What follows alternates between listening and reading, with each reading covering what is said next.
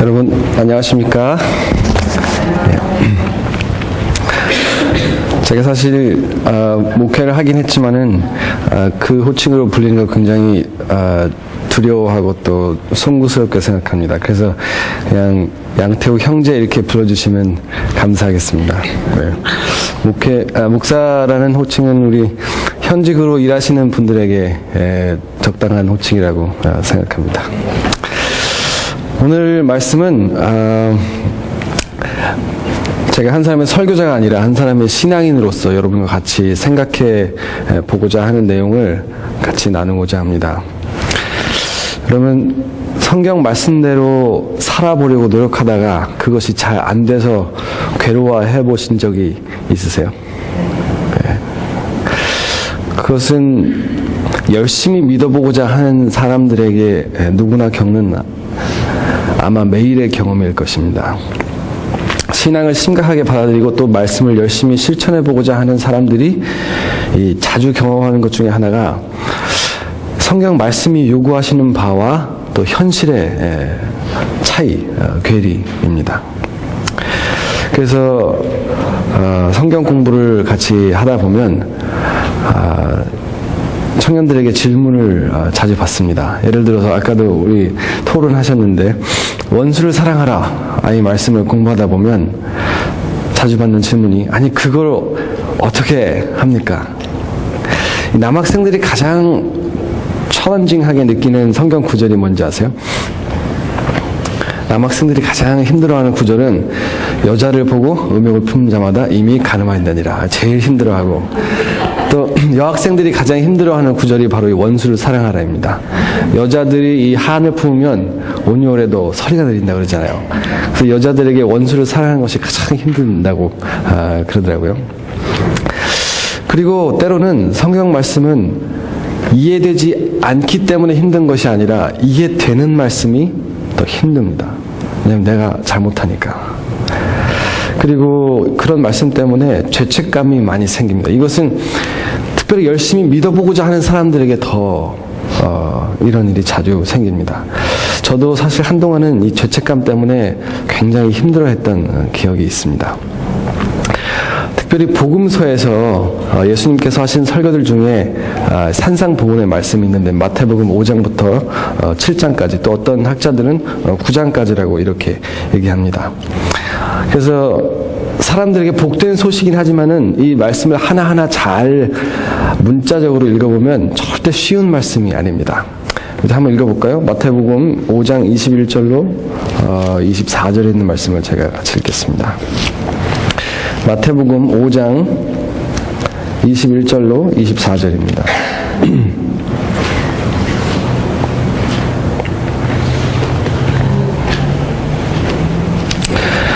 제가 읽겠습니다. 옛 사람에게 말한 바 살인하지 말라 누구든지 살인하면 심판을 받게 되리라 하였다는 것을 너희가 들었으나 나는 너희에게 이르노니 형제에게 노하는 자마다 심판을 받게 되고 형제를 대하여 나가라 하는 자는 공회에 잡혀가게 되고 미련한 놈이라 하는 자는 지옥불에 들어가게 되리라. 그러므로 예물을 제단에 드리려다가 거기서 내 형제에게 원망 들을 만한 일이 있는 것이 생각나거든 예물을 제단 앞에 두고 먼저 가서 형제와 화목하고 그 후에 와서 제물을 드리라. 이 말씀에 보면 오늘 혹시 누구에게 마음속으로라도 저 사람 참 미련해 그러면 어떻게 된다고요? 어떻게 된다고요? 지옥불에 들어가리라. 그리고 오늘 예배를 드리러 오셨는데 혹시 내 형제나 내 이웃이나 내 인플로이나 혹은 누구에게라도 원망 들을 만한 게 있으면 어떻게 하라고요? 가서 화목하고 와서 예물을 드리라. 이렇게 말씀하셨어요. 이 말씀은 예수님께서 그랬으면 좋겠다라고 말씀하신 것이 아니라 그렇게 하라라고 말씀하신 명령입니다. 또 마태복음 5장 38절로 48절의 말씀을 제가 읽어보겠습니다. 제 성경 버전이 여러분과 좀 다를 수도 있습니다.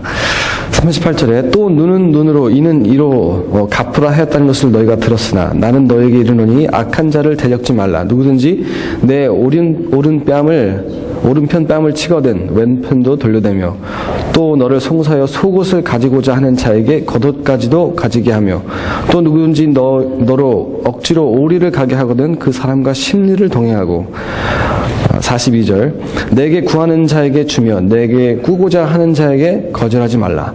또 내 이웃을 사랑하고 원수를 미워하라 하는 것을 너희가 들었으나 나는 너에게 이르노니 너희 원수를 사랑하며 너희를 핍박하는 자를 위하여 기도하라. 48절 그러므로 하늘에 계신 너희 아버지의 온전하심과 같이 너희도 온전하라. 이렇게 말씀하셨어요. 여러분 하나하나 잘 보면 여러분 너무 잘 아시는 말씀이기 때문에 뭐 해석이 필요 없겠지만은 여기 보면 눈은 눈으로 이는 이로 갚으라 하는 말씀은 모세의 율법에 나오는 얘기입니다. 그런데 악한 자를 대적지 말라. 이 오른 뺨을 치면 여러분 오른 뺨을 쳤다. 이 오른 뺨을 치려면 어느 손을 써야 되나요? 상대방의 입장에서는 왼손으로 쳐야 됩니다. 왼손으로 치는 것은 굉장한 모욕입니다. 왜냐하면 오른손은 바른 손, 오른손으로 먹고 화장실에 갈 때는 왼손을 씁니다. 왼손으로 때렸다는 것은 굉장한 모욕을 얘기하는 거예요. 근데 다시 왼쪽도 돌려대라 이렇게 말씀하셨어요. 그리고 또 너를 송사하여 속옷을 가지고자 하는 자에게 겉옷까지도 가지게 하며 이렇게 말씀하셨어요. 근데 여러분 속옷을 주는 게 편할까요? 겉옷을 주는 게 편할까요? 지금은 겉옷을 주는 게 편하죠. 그런데 이 당시에는 이 남자들도 그렇고 여자도 그렇지만 이 망토를 이렇게 말아서 겉옷을 입고 다녔는데 많은 사람들에게 겉옷이 하나뿐이었어요. 하나 혹은 둘. 예수님께서도 단벌 신사였을 가능성이 많습니다. 그래서 다른 복음서에 보면 겉옷을 좀먹게 하는 것에 대한 화가 있을지 이렇게 나오잖아요. 왜냐하면 겉옷이 굉장히 비쌌기 때문에 그것을 그냥 쌓아두고 좀이 먹을 만큼 부를 챙겨두는 사람들에 대한 화를 말한 것입니다. 그런데 속옷을 가지고자 한다는 말은 좀 양심이 있는 사람이었어요. 왜냐하면 속옷을 가져가도 안 보이잖아요. 그 다음에 그렇게 비싼 것이 아니었어요. 그런데 속옷을 가지고자 하는 자에게 겉옷까지도 주라 하는 말씀은 엄청나게 많이 주라 하는 말씀이에요. 그 다음에 누구든지 억지로 오리를 가게 하거든 그 사람과 심리를 동행하라. 요즘 말로 5마일을 가고자 하는 자에게 10마일을 같이 가주라 이 말이 아니에요. 왜냐하면 이 당시에는 그 로마의 압제를 받고 있었기 때문에 군병들이 와서 그들의 법으로 아무나 잡아다가 노역을 시킬 수 있었어요. 그래서 짐을 지우고 오리를 가게 할 수 있었어요. 억지로. 그런데 이 사람들에게 그런 노역이 있을 때 그 사람과 같이 심리라도 가주라. 이런 말씀이에요. 그 다음에 대부분의 사람들이 농사를 짓고 있었어요. 그 당시에는. 그런데 그들에게 부과된 세금이 40%가 넘었어요. 굉장히 가난한 사람들에게 40%의 세금은 엄청난 세금이에요. 그래서 이 이스라엘 사람들이 로마 사람들을 지독히도 싫어했어요. 이 사람들에게 억지로 노역이 임해질 때 그것을 2배를 하라. 이 말씀은 상당히 마음을 힘들게 하는 말씀이었을 거예요. 그 당시에도. 그 다음에 내게 구하는 자에게 주며 내게 꾸고자 하는 자에게 거절하지 말라. 내 이웃을 사랑하고 내 원수를 미워하라는 말을 들었으나 전통적으로 나는 너에게 이르노니 너희 원수를 사랑하며 너희를 핍박받는 자를 위해서 기도하라. 48절에 그러므로란 말이 있어요. 그러므로란 말은 앞에 나온 말들의 결론입니다. 결론. 여러분 성경을 읽으시다가 그러므로란 말이 나오면 그 앞에 나온 말들의 결론에 해당되는구나 이렇게 생각하시면 돼요. 하늘에 계신 너의 아버지의 온전하심과 같이 온전하라. 여러분 이 말씀을 들으시면 여러분 어떠세요? 예수님의 명령이 하나님 아버지께서 온전하심과 같이 완전하라. perfect이에요. perfect. 헬라어도 똑같은 제가 이 말씀을 좀 어떻게 이해를 해볼까? 어떻게 하면 좀 벗어나 볼까? 이 문자적으로 말하는 것으로부터 벗어나 볼까 생각하고 다 찾아봤는데 애누리가 없어요. 똑같은 단어가 쓰였고 영어에도 똑같이 번역되어 있고 문자적으로 하나님께서 완전하신 것 같이 perfect 한 것 같이 너희도 perfect 하라 이렇게 말씀하신 거예요. 어떻게 그렇게 할 수 있을까요? 그래서 맨 끝에 보면 사람들이 가르침에 놀랐다 그랬어요. 가르침에 놀랐다. 놀라지 않겠어요? 대단한 요구예요 이게. 그래서 복음서를 읽으면 저는 마음이 무거워질 때가 많았어요. 솔직히 말씀드려서. 그래서 사실은 여기에 대해서 공부를 더 해보게 된 것입니다. 그리고 마태복음 19장에 한번 보세요. 마태복음 19장에 뭐 또 다른 예가 되겠지만은 마태복음 19장 16절로 22절 제가 읽어보겠습니다. 다 읽진 않고 제가 띄엄띄엄 가면서 읽을게요. 16절 어떤 사람이 주께 와서 가로되 선생님이여 내가 무슨 선한 일을 하여 영생을 얻으리이까? 예수께서 뭐라 하시죠? 계명들을 지키라. 그 사람이 어떤 계명이니까 물으니 예수께서 가라사대 무엇을 하라고 십계명에 있는 말씀을 쭉 하십니다. 그 청년이 가로되 이 모든 것을 내가 지키었사오니 아직도 무엇이 부족하니이까? 예수께서 가라사대 내가 온전하고자 할진대 가서 내 소유를 팔아 가난한 자들에게 주라. 그리하면 하늘에서 보화가 내게 있으리라. 그리고 와서 나를 쫓으라 하시니 그 청년이 재물이 많음으로 이 말씀을 듣고 근심하여 가니라. 이렇게 말씀하셨어요. 여러분 이 말씀은 어떠세요? 여러분 여기 제가 들으니까 다들 미국에서 몇 년 계시면 이제 집도 있고 사업처도 있고 있잖아요. 근데 예수님을 따르는 사람들에게 내가 가지고 있는 것을 다 팔아서 주고 나를 따르라 이렇게 말씀하시면 여기 다음 주에 앉아 계실 분이 몇 분이 계실까요? 네. 별로 없을 거예요. 저도 마찬가지예요. 별로 없지만 제가 얼마 전에 하얀 프리우스를 하나 샀거든요. 제 차가 하도 오래돼가지고 이 워싱턴 날씨에 중간에 쓰면은 곤란할 것 같아가지고 차를 하나 샀는데 예수님께서 그 차를 주고 날 따르라 이렇게 말씀하시면 여러 번 생각할 것 같아요. 예수님한테 가야 되나 말아야 되나. 그런데 그래서 어떤 목사님은 여기에 대해서 이렇게 설교하셨어요.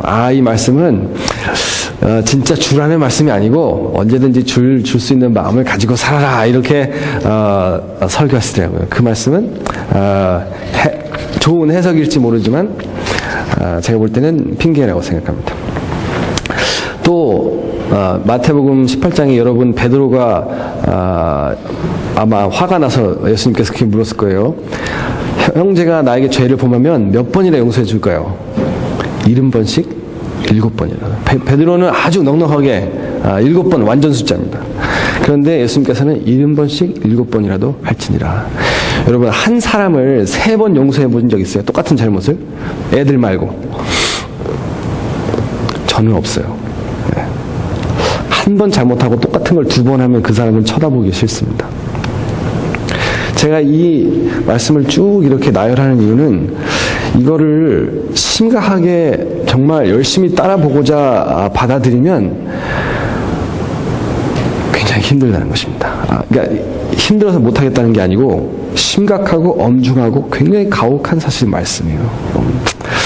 그래서 이걸 어떻게 이해할 수 있을까? 해결할 수 있을까?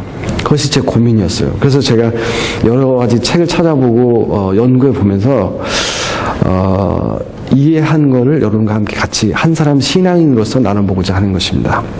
제가 한 책에서 그 어렴풋한 답을 하나 찾았는데 그게 뭐냐면 그 필립 얀시라는 사람 혹시 아세요? 필립 얀시라는 그 작가가 있는데 이 사람은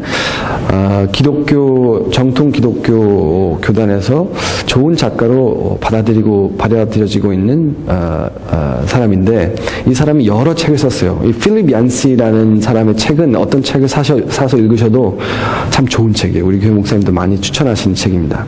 그 책 중에 Jesus I Never Knew 라는 책이 있어요. 내가 알지 못했던 예수로 번역됐어요.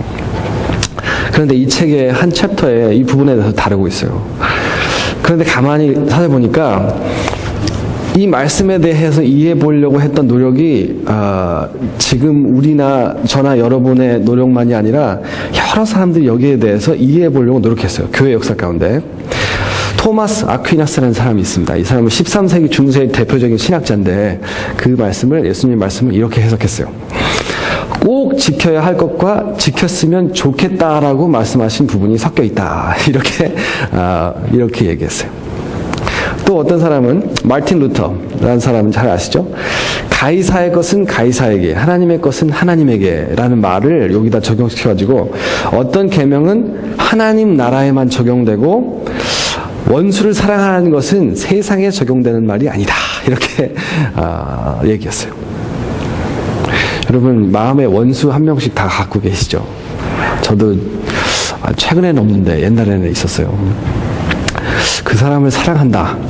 다시 보지 않기 때문에 지금 여기 좋은 마음으로 앉아있지만 다시 사랑 계속 본다면 아주 힘들 거예요. 슈바이처라는 의사는 이렇게 얘기했어요. 예수님의 이 말씀은 종말 때에만 적용되는 말씀이다. 평상시가 아니라. 그런데 여기에 대해서 아주 클린 컷으로 받아들이고 해봤던 사람이 있어요. 제침례파라는 종파의 사람들이 있어요. 이 사람들은 사실 우리 교단과 사실 연관이 이렇게 타고 올라가면 연관이 많은 사람들인데 근본적으로 다른 접근을 합니다. 예수님의 말씀을 단호한 문자 그대로 받아들였어요. 그래서 사유재산을 부정하고 다 줘야 되니까 공산주의처럼 때리는 대로 맞았습니다. 사유재산을 부정하고 이렇게 사회의 근간이 되는 것들을 부정하기 때문에 유럽에서 수천 명이 살해당했어요. 그래서 미국으로 와서 여기서 털을 잡았습니다. 그러나 그들도 완벽하게 지켜내지 못했어요. 그래서 여기서 볼 수 있는 것은 그러니까 인간의 교회 역사 가운데 많은 사람들이 예수님 이 말씀을 이해해 보려고 노력했다는 것입니다. 우리도 매일 하는 것처럼. 그런데 재밌는 예화가 그 책에 나옵니다. Jesus I Never Knew 나오는데 거기 보면 톨스토이라는 사람의 이야기가 나옵니다. 톨스토이는 러시아의 유명한 작가입니다. 1820년부터 1910년까지 살았습니다. 이 사람은 화이트 부인이 1800년대 초부터 1915년까지 살았으니까 화이트 부인과 동시대 사람입니다. 이 사람이 부활 혹은 전쟁과 평화 이런 책들을 많이 썼습니다. 그런데 이 사람이 그리스도인이 된 다음에 산상복원의 말씀을 문자 그대로 지켜보려고 노력을 했어요. 강박관념을 가지고 실천해 보려고 했어요. 그래서 러시아에는 그 당시에 하인들이 많았습니다. 종들이 있었어요. 하인들을 다 놓아주고 재산을 다 팔아서 나눠주고 허름한 옷을 입고 다니고 신발을 직접 만들어 신고 밭에 나가서 일을 했어요. 한마디로 시골 생활을 한 거죠. 그 다음에 그렇게 하니까 이 아내가 이 소냐라는 여자가 있었는데 가정의 재산이 파탄 지경에 이른 것을 보고 톨스토이가 그 일을 그만둘 때까지 아주 바가지를 긁었어요. 그러다가 자신이 평생 그렇게 노력하다가 평생 자신이 그 말씀을 다 지키지 못했다는 것에 죄책감을 가지고 죽었습니다. 그런데 이 사람이 노력해 보려고 그렇게 노력을 했는데 물론 얼마까지 사실인지 모르겠지만 이 아내 소냐라는 여자가 불만이 많아가지고 남긴 글에 이렇게 돼 있어요. 남편은 따뜻한 구석이라고는 찾아볼 수가 없는 사람이었다. 친절하게 굴어도 마음에서 우러나는 것이 아니라 그렇게 해야 된다는 자신의 원칙에서 그러는 것이다. 남편에 대한 전기는 그가 일꾼들이 물 나르는 것을 도와줄 정도로 친절한 사람이라고 쓰고 있지만 아무도 내 남편이 아내인 나에게 지난 32년 동안 한 번도 편안하게 해준 적이 없다는 사실은 쓰고 있지 않다. 이렇게 얘기했습니다. 아니, 집사님 웃으시면 안 됩니다. 아니, 그게 아니라 혹시 남편분이 오해하실까봐. 네. 그런데 이 고민은 이 사람만의 고민이 아니에요. 우리의 고민입니다. 우리 가정의 고민이에요. 우리 가정의 고민이에요. 교회에서는 나는 충실한 집사이지만 집에 가면은 남편과는 싸울 수도 있고, 교회에서는 친절한 장로이지만 집에 가면 아이들과 부인에게 그렇게 친절하지 않은 사람일 수도 있어요. 저는 이렇게 세미나리를 다닐 때 한동안 깊은 고민에 빠진 적이 있었어요.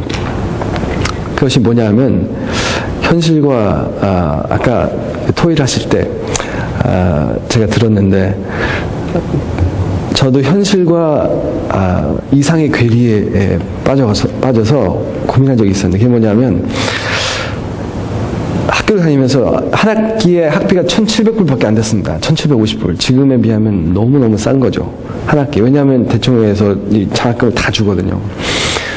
그리고 한 끼에 제가 고학을 했는데 한 끼에 3불 50짜리 밥을 먹으면서도 어느 날 아프리카의 아이들이 굶어 죽는 모습을 TV로 봤어요.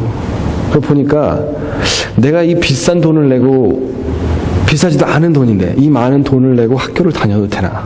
이 돈을 기부하면 아이들이 얼마나 더 먹고 살 수 있을까? 이런 생각을 할 때도 있었어요. 모든 것이 죄책감이 드는 거예요. 그러니까 어디를 가도 뭘 해도 죄책감이 드는 거죠. 왜냐하면 나보다 못한 사람들이 죽어가고 있으니까. 그런데 집에 오면 제가 그때 어떤 한 신학과를 졸업한 선배와 같이 살았는데 이 선배를 지독히도 싫어했어요. 제가 사실 오늘 그래서 이 내용을 인터넷에 올리기 원치 않습니다. 이 말을 해야 되기 때문에. 그 형님은 다른 게 싫은 게 아니라 작은 것 때문에 싫어요. 뭐냐면 집에 오면 계란 후라이를 하면 꼭 태워요. 기름을 태워요. 집에 오면 아주 계란 한두 개를 후라이 하는데도 연기가 차 있는 거죠. 그게 너무너무 싫은 거예요. 작은 건데. 그 다음에 이 형님은 저는 그때까지만 해도 굉장히 보수적인 사람이었어요. 지금은 많이 좀 누그러졌지만은 그때 굉장히 보수적인 사람이었는데 고기를 너무 좋아해요. 그러니까 저한테는 받아들일 수가 없는 거죠. 근데 선배기 때문에 말을 못해요. 한국 사람은 그렇잖아요. 선배는 뭐 이렇게 내가 형도 아닌데 이렇게 얘기하면은 좀 그렇잖아요. 말을 못하니까 더 쌓이는 거죠. 대화가 안 되니까. 그래서 이 형을 지독히도 싫어했습니다. 결국은 어디 선교를 같이 갔다가 대판 싸우고 선교를 갔다가 대판 싸우고 집에 와서 얼마쯤 있다가 사실 제가 나왔어요. 아직도 미안해요. 솔직히 말하면 그게. 그래서 마음으로는 아프리카에 있는 애들을 걱정하는 마음이 있는데 내 현실은 아직도 목사님 말씀대로 변화되지 못해갖고 같이 사는 사람의 작은 실수도 용납해주지 못하는 그런 사람인 거예요. 그래서 바울이 로마서 7장에 있는 말씀을 쓰면서 이 말씀을 쓴 것을 저는 참 너무 감사해요. 로마서 7장 21절 24절에 이런 말씀이 있습니다. 그러므로 내가 한 법을 깨달았노니 곧 선을 행하기 원하는 나에게 악이 함께 있는 것이로다.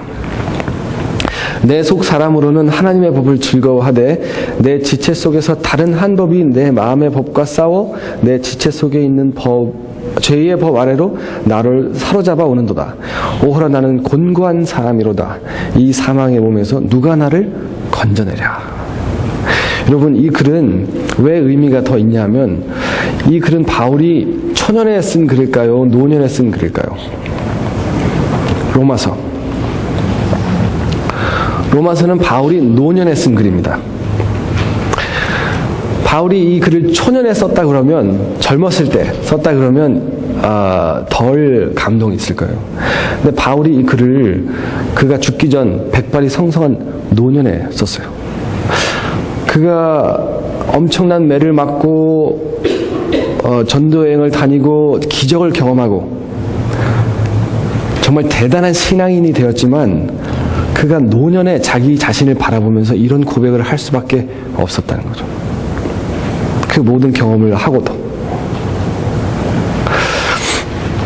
지금도 많은 사람들이 그래서 율법에 대한 값싼 이해와 혹은 완벽주의 때문에 이렇게 바울과 같은 마음, 저와 같은 마음, 혹은 여러 많은 분들이 갖고 있는 마음을 가지고 고민하고 있습니다. 어떤 사람은 그건 불가능해 라고 치부하면서 참 편하게 삽니다. 또 어떤 사람은 그거는 꼭 지켜야 해 하면서 굉장히 자기 자신을 힘들게 하면서 살아요. 그래서 도대체 이 어려운 예수님 말씀을 어떻게 이해할까? 왜 그런 어려운 말씀을 주셨을까? 그래서 오늘 제목이 어려운 말씀입니다. 어려운 말씀. 열심히 믿어보고자 하면 참 어려운 말씀. 그래서 산상보훈의 목적을 제가 여러 책들을 통해서 찾아봤는데 몇 가지 가능한 답을 얻었어요. 첫 번째는 그 산상보훈의 말씀은 하나님이 어떤 분인지를 설명하고 있는 말씀입니다. 하나님이 어떤 분이신가. 여러분 산상보훈을 잘 읽어보면 그 위치와 또 내용이 십계명과 비슷합니다. 무슨 말씀이냐면 십계명은 화이본이 아니고 이 이스라엘 백성들이 애굽에서 나온 다음에 하나님께서 그 백성들을 너희는 내 백성이다라고 하신 다음에 딱 법을 선포하시죠. 이것이 내 왕국의 법이다 이렇게 선포하십니다. 산상보훈도 마찬가지예요. 산상보훈도 마태복음에 나오는 큰 두 가지 설교 중에 하나인데 예수님의 설교 중에 가장 긴 설교입니다. 그래서 inauguration speech나 마찬가지예요. 그래서 제자들에게 하나님의 왕국에 대한 하나님의 율법을 설명하시는 내용이에요. 그래서 그 위치와 내용이 십계명과 비슷하고 그 비슷한 중요성을 갖고 있어요. 그래서 산상보훈은 하나의 설교일 뿐만 아니라 또한 이 왕국의 하나님의 새로운 왕국의 inauguration speech인 것입니다. 하나님이 어떤 분이신지 설명하고 있어요. 그 나라에서는 50불만 빌려줄래? 이렇게 누가 물어보면 아이고 50불이 무슨 100불 여기 있다고. 그 다음에 내 옷 좀 빌려줘라. 그러면 아니 내 옷장에 다 네 거라고. 이렇게 얘기할 수 있는 나라가 그 나라라고. 가식이 없는 미움이 없는 나라. 그렇게 설명하고 계시는 것입니다. 제가 어느 교회 다닐 때 그 교회에 제가 아는 선배가 여자 선배가 하나 있었는데 한 6개월 동안 교회를 안 나가고 있어요. 왜 안 나가냐고 그랬더니 그 말이 참 가슴이 안타까웠어요. 어느 날 마음 먹고 꽃단장을 하고 교회를 갔는데 그 교회 집사님들이 이렇게 얘기했대요.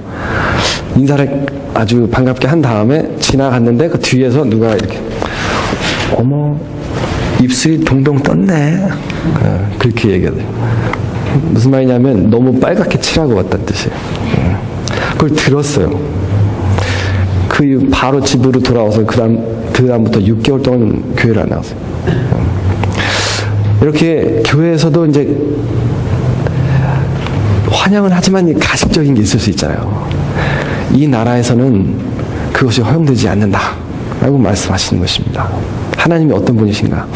또 두 번째는 하나님께서 우리를 위해서 가지신 위대한 이상을 설명하고 계세요. 하나님이 우리를 향해 가지신 내가 너희를 향한 이상은 진짜 원수를 사랑하는 것이다. 정말 그렇게 되는 것이 내가 너에게 가진 이상이다라고 설명하고 계시는 것입니다. 아까 말씀드린 그 온전하심과 같이 온전하라 그 내용에 대해서 화이트보이도 이렇게 주석했어요.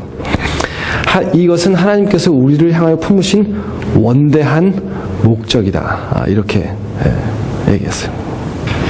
그 다음에 또 한 가지 산상보훈의 목적은 어설픈 율법주의를 깨버리고 계시는 것입니다. 무슨 말씀이냐면 이 당시에 바리새인들은 안식일에 관한 율법만 1590가지를 갖고 있었어요.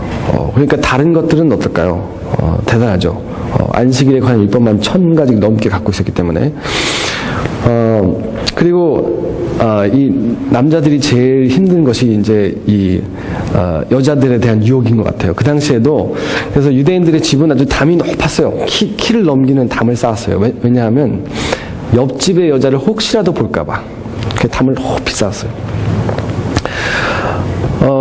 그렇게 열심히 살았습니다. 근데 예수님께서 그 설교하시면서 너희의 의가 바리새인의 의와 같이 되지 아니 의보다 낫지 아니하면 결단코 천국에 들어가지 못하리라 이렇게 말씀하셨어요. 그래서 아마 듣는 사람들이 가슴이 뜨끔했을지 몰라요. 그냥 그걸 문자 그대로 받아들인다면.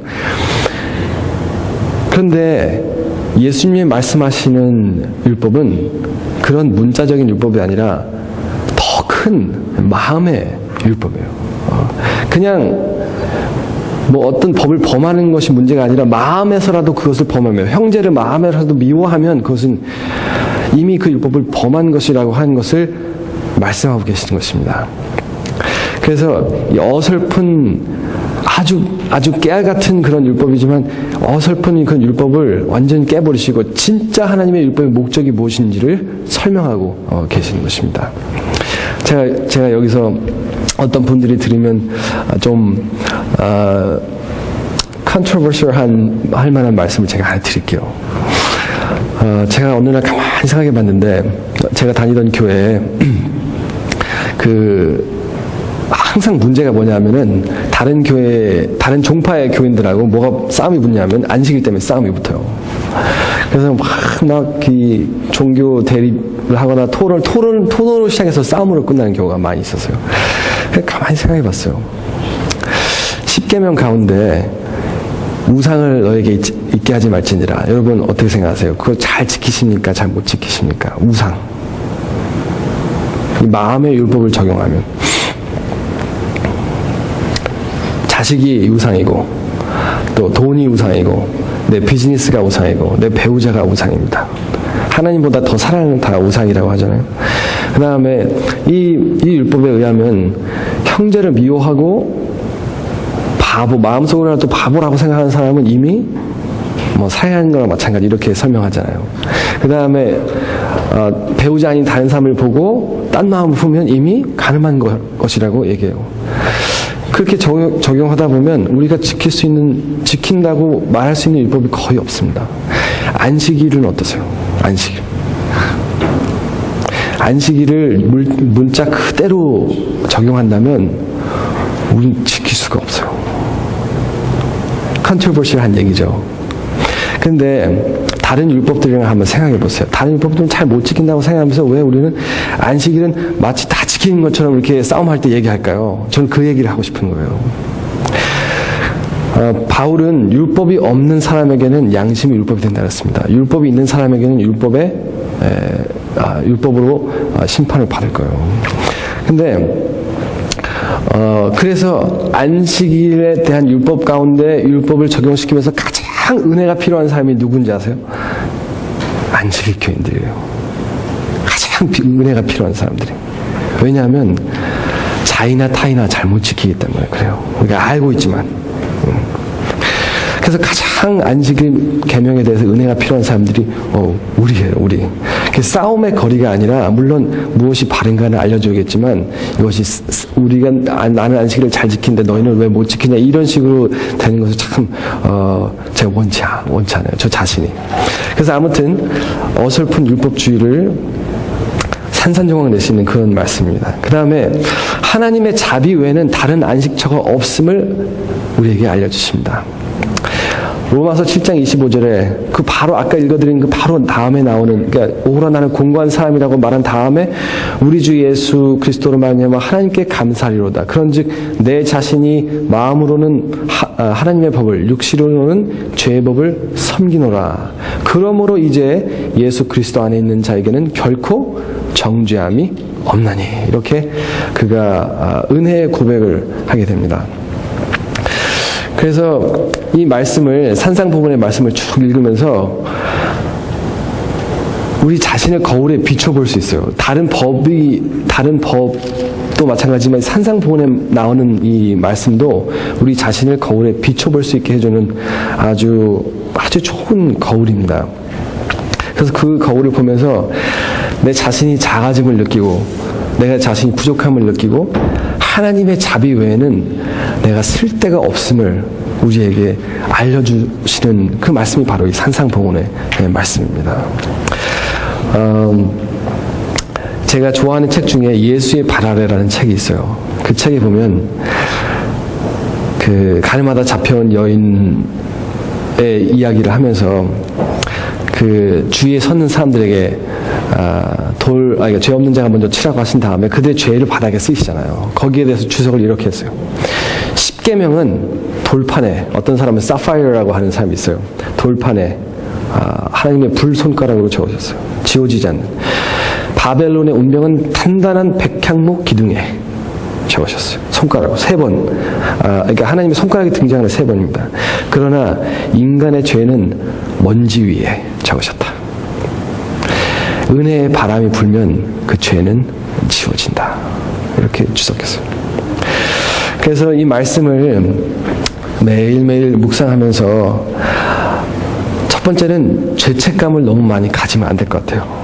죄책감을 내가 잘 못하기 때문에 죄책감을 가지는 것이 아니라 내가 열심히 하지만 부족한 것을 이 말씀으로부터 깨닫고 하나님의 자비를 감사하는 마음으로 사는 것이 우리에게 주신 하나님의 큰 선물이라고 생각합니다. 여러분, 한국 속담에 쌀독에서 인신난다는 말이 있어요. 쌀독에 쌀이 있어야 퍼질 수 있는 것입니다. 내가 은혜를 체험해야 다른 사람에게 은혜롭게 대할 수 있는 것입니다. 혹시 여러분과 제 삶에 다른 사람에게 참 은혜롭게 대하지 못한다면 그것은 우리의 용서하시는, 여기에 비춰볼 때 너무나도 부족한 우리지만은 그것을 용서하시는 하나님을 충분히 경험하지 못하지 않았나 다시 한번 생각해 보시길 바랍니다. 그러므로 참으로 하나님의 은혜를 경험하고 그 은혜를 서로 나눔으로 이 교회가 우리 목적하신 것처럼 크게 부흥하는 교회가 되시기를, 또 부흥하는 저의 삶이 되기를 바라면서 오늘 말씀을 마치겠습니다.